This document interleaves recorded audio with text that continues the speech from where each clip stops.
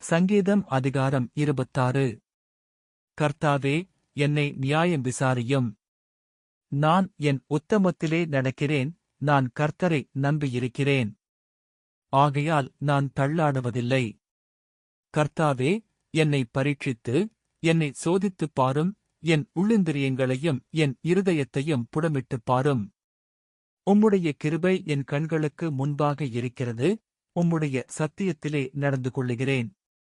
வீணரோடே நான் உட்காரவில்லை, வஞ்சகரிடத்தில் நான் சேருவதில்லை.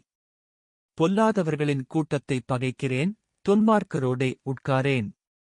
கர்த்தாவே, நான் துதியின் சத்தத்தை தொனிக்கப் பண்ணி, உம்முடைய அதிசயங்களையெல்லாம் விவரிப்பதற்காக. நான் குற்றமில்லாமையிலே என் கைகளைக் கழுவி, உம்முடைய பீடத்தை சுற்றி வருகிறேன். கர்த்தாவே, உமது ஆலயமாகிய வாசஸ்தலத்தையும் உமது மகிமை தங்கிய ஸ்தானத்தையும் வாஞ்சிக்கிறேன்.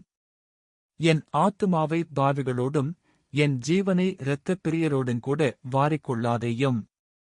அவர்கள் கைகளிலே தீவனை இருக்கிறது, அவர்கள் வலதுகை பரிதானங்களால் நிறைந்திருக்கிறது. நானோ என் உத்தமத்திலே நடப்பேன், என்னை மீட்டுக்கொண்டு என்மேல் இரக்கமாயிரும். என் கால் செம்மையான இடத்திலே நிற்கிறது, சபைகளிலே நான் கர்த்தரைத் துதிப்பேன். ஆமேன்.